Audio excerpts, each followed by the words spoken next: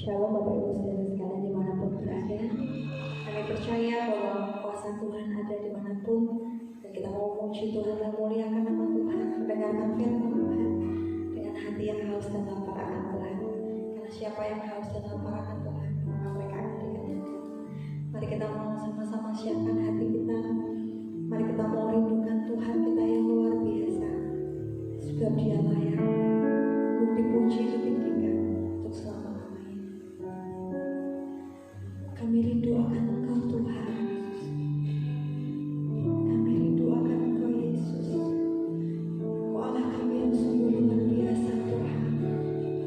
Kau berkat atas pujian kami. Kau Allah yang dahsyat Yesus.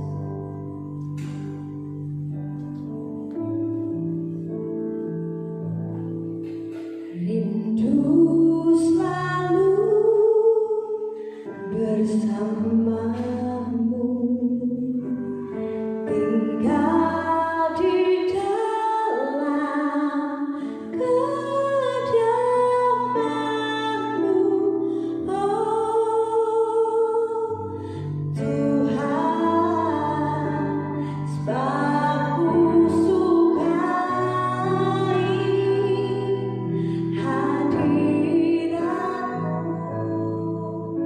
Tak ingin ku terpisahkan, dekat denganmu, itu yang ku rindukan, sebab ku dapati kedamaian.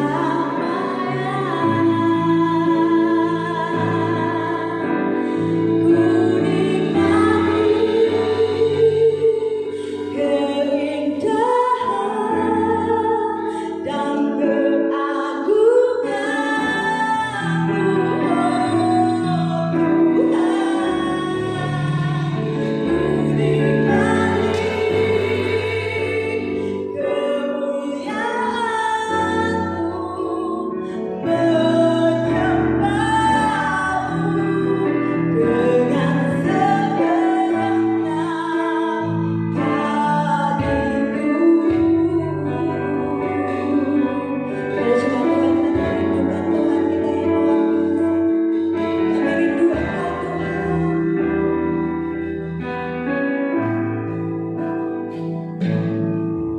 Rindu selalu bersamamu, tinggal di dalam kediaman-Mu, oh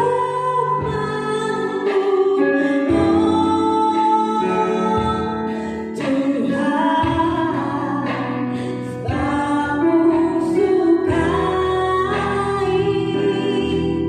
hadirat-Mu. Tak ingin ku terpisahkan,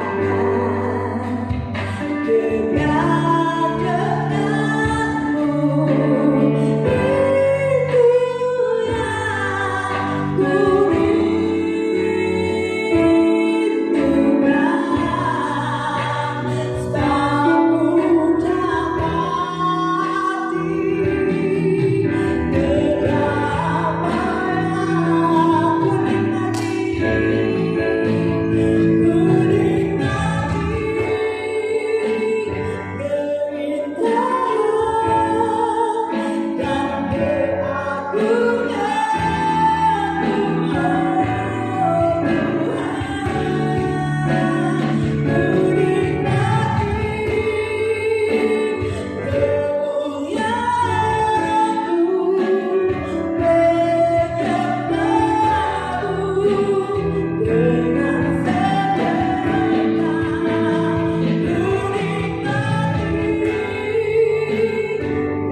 keindahan dan kemuliaan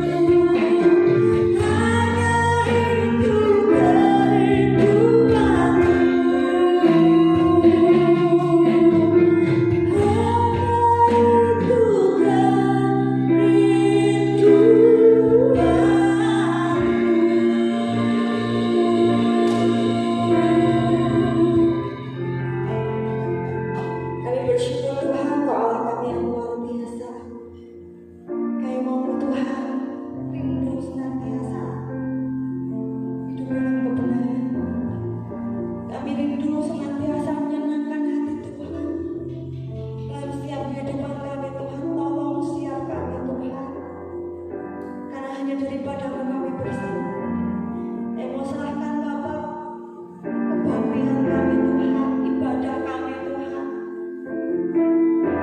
dimanapun kami berada Tuhan, biar kami rasakan hadirat Tuhan yang begitu luar biasa Yesus.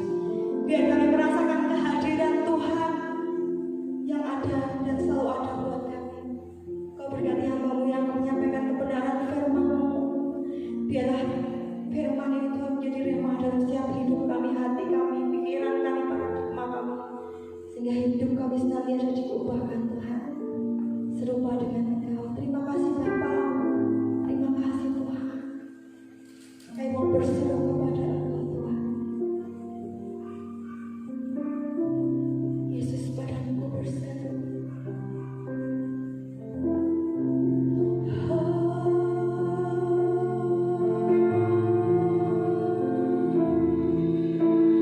Kami bersyukur Tuhan.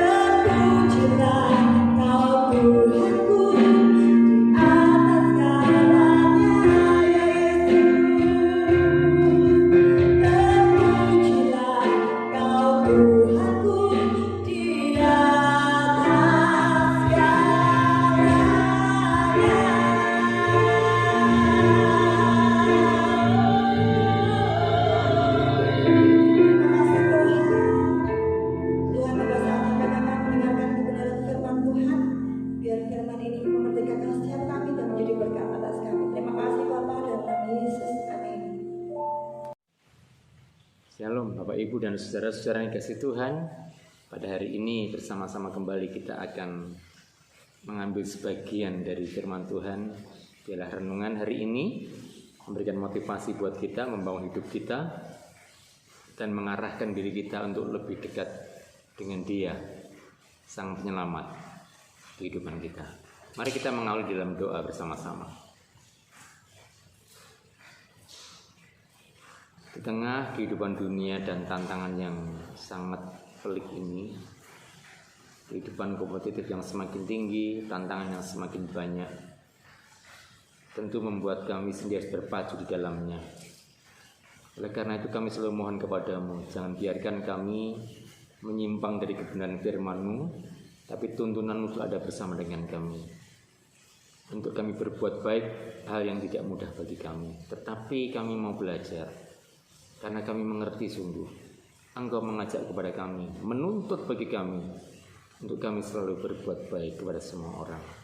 Maka perenungan hari ini, biarlah memberikan motivasi bagi kami, untuk kami dapat melakukannya. Dalam nama Tuhan Yesus Kristus, kami mohon penyertaan atas kami. Haleluya. Amin. Bapak, Ibu, dan saudara-saudara yang kasih Tuhan, hari ini saya ingin mengajak kita mengambil sebuah tema yang singkat, kebaikan kecil yang mendatangkan berkat. Tentu ini akan berbicara tentang kebaikan dan kebaikan yang memang menjadi tanggung jawab kita untuk kita lakukan. Saya tidak mengajak kita berpikir tentang kebaikan yang besar yang begitu luar biasa.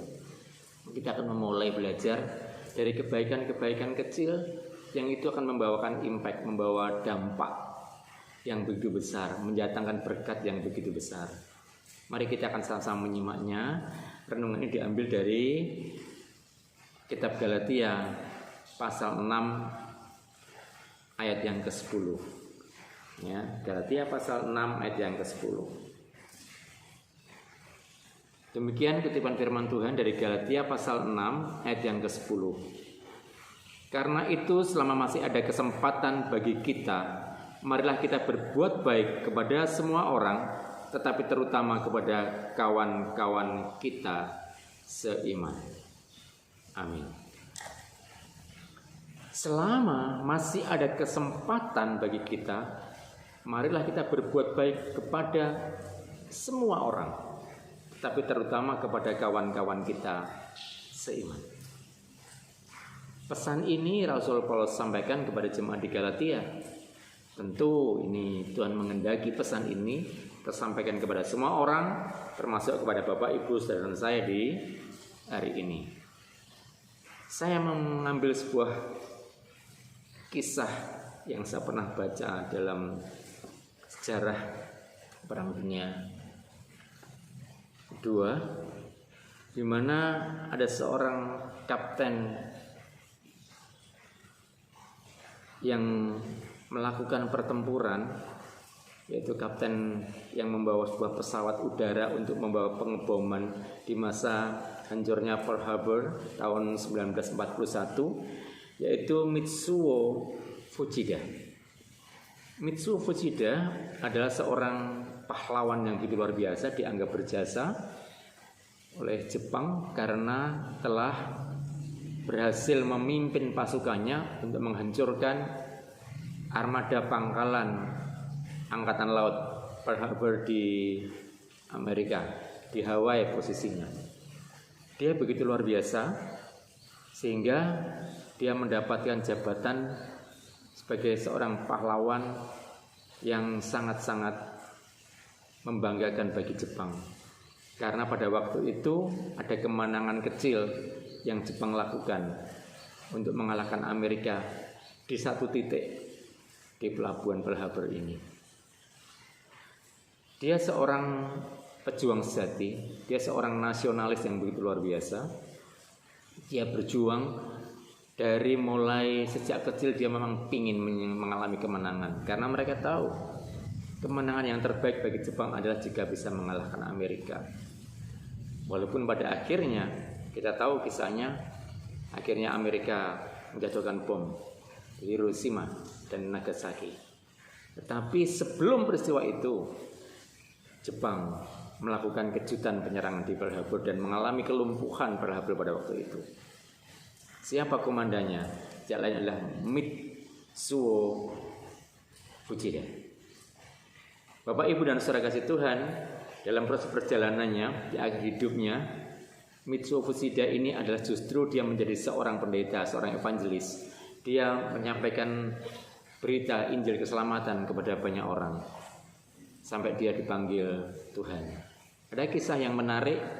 Peristiwa ini dimulai dengan pada waktu Jepang mengalami kekalahan, bahkan Fuchida sudah tidak diperkenankan lagi mengendari pesawat karena waktu itu dia pegang pesawat bom dengan beberapa pasukannya. Tetapi terakhir waktu dia sakit, dia tidak bisa lagi untuk mengendarai pesawat, tidak diperbolehkan.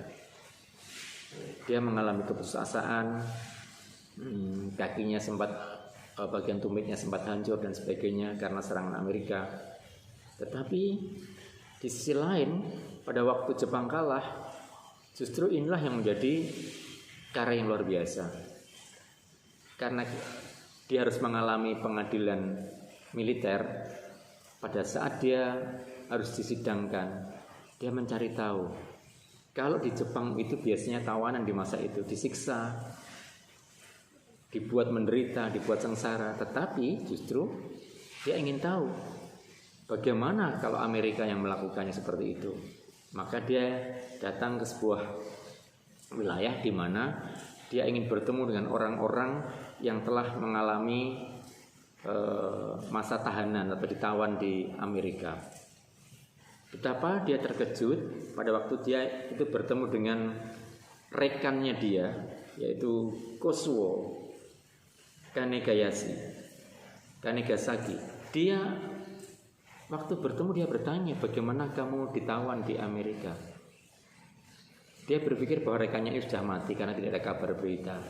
Waktu penyerangan di Pearl Harbor, dia jatuh pesawatnya, tetapi dia hidup tanpa ada yang mengetahui. Ternyata dia ditawan di Amerika.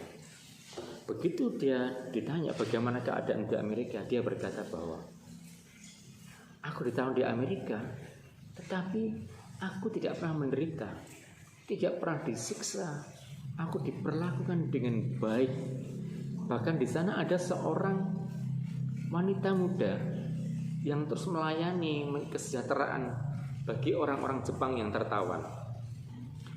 Ya, dia bernama Peggy Kovel. Peggy Kovel inilah yang melayani mereka, menyediakan buku-buku, memberikan makanan-makanan yang baik untuk orang-orang Jepang, termasuk kepada Kosuo Kanegasaki ini. Fuchida tercengang. Kenapa bisa? Biasanya orang ditawan di daerah lawan, mereka mengalami penyiksaan, mengalami aniaya dan sebagainya. Kemudian dia mencari tahu bagaimana seorang Peggy Kovel ini justru melayani orang-orang Jepang yang tertawan. Baru mengertilah dia bahwa Peggy Kovel ini mempunyai seorang ayah misionaris yang ada di Jepang. Pada waktu misionaris tertangkap di Jepang, dia siksa, dihajar, kemudian waktu dikirim ke Filipina, bahkan dipenggal oleh Jepang, oleh tentara Jepang di Filipina. Misionaris Amerika, ayah dari Peggy Kovel ini, justru dianiaya oleh orang-orang Jepang dan dipenggal di Filipina.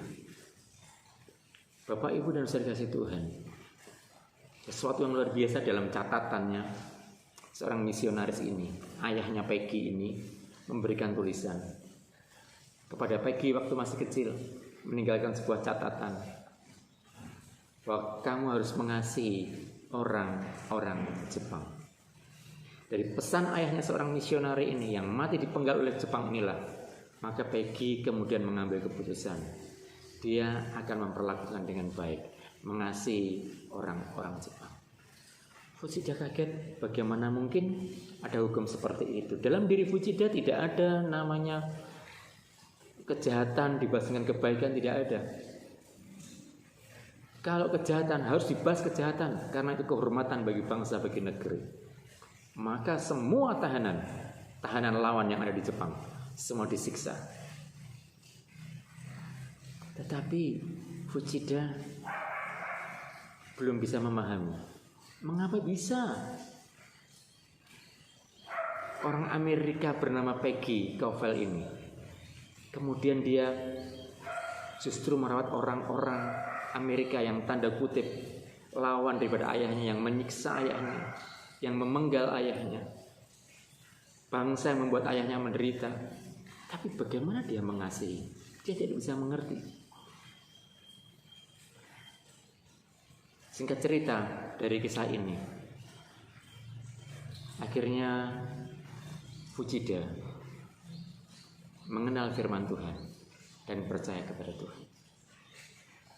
Dari kisah ini kita bisa tahu kebaikan seorang Peggy Covell hanya melayani orang-orang Jepang yang di penjara ada di Amerika dengan penuh kasih.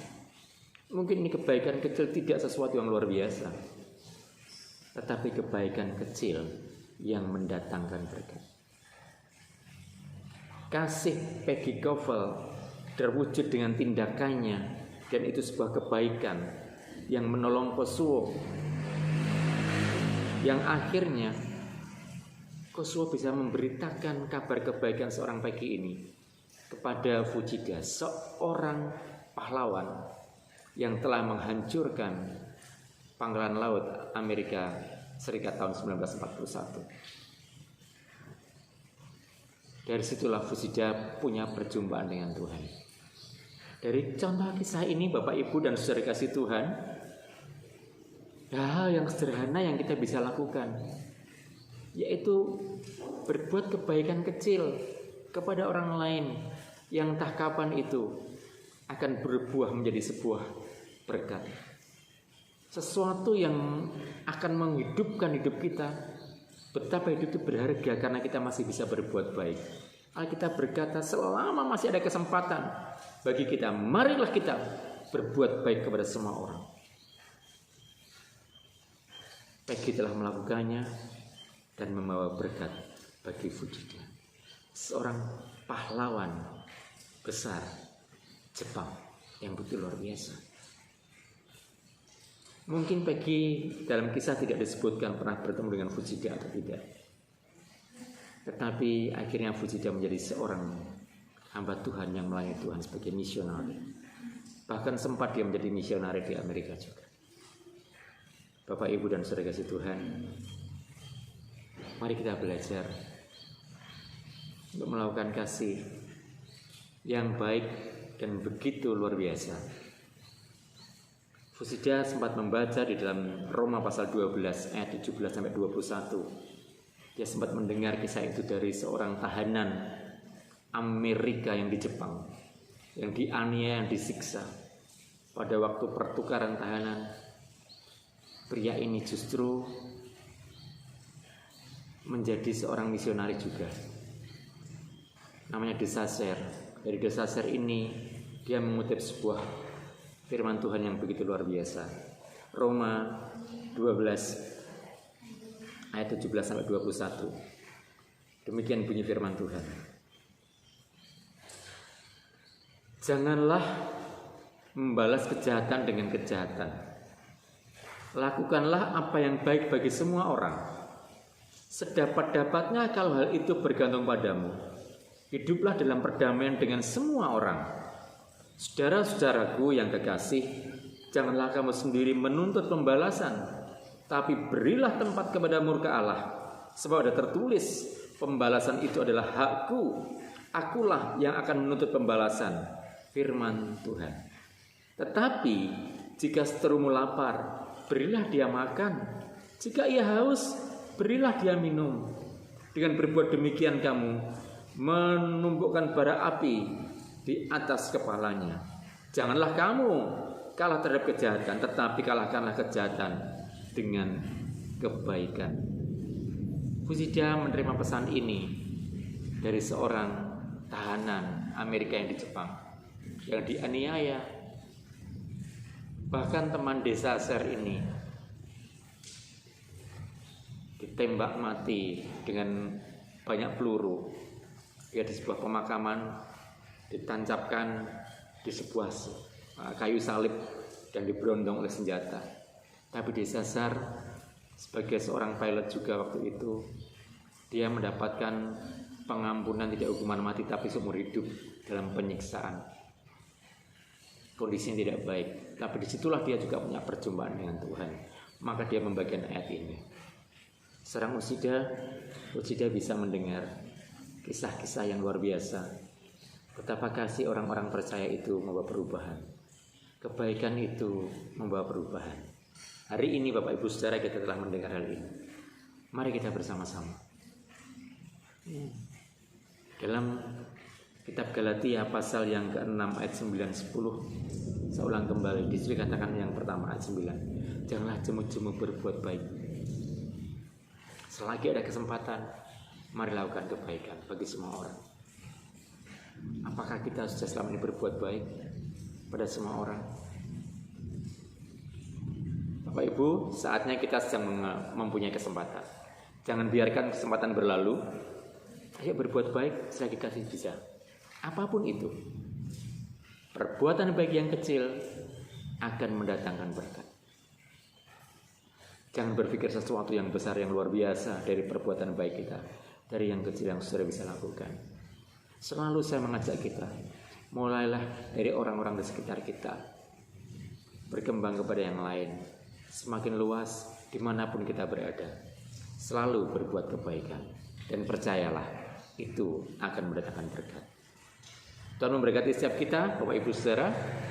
Jangan hanya mendengarkan, tapi lakukan sungguh-sungguh. Tuhan memberkati setiap kita. Amin. Mari kita berdoa. Tidak mudah bagi kami Bapa di surga untuk selalu melakukan kebaikan. Terkadang bahkan kami yang rindu orang lain melakukan kebaikan bagi kami. Kami selalu berharap semua orang melakukan kebaikan bagi kami. Tetapi kami susah untuk berbuat baik. Kami terkadang-kadang dipengaruhi dengan emosional kondisi keadaan kami.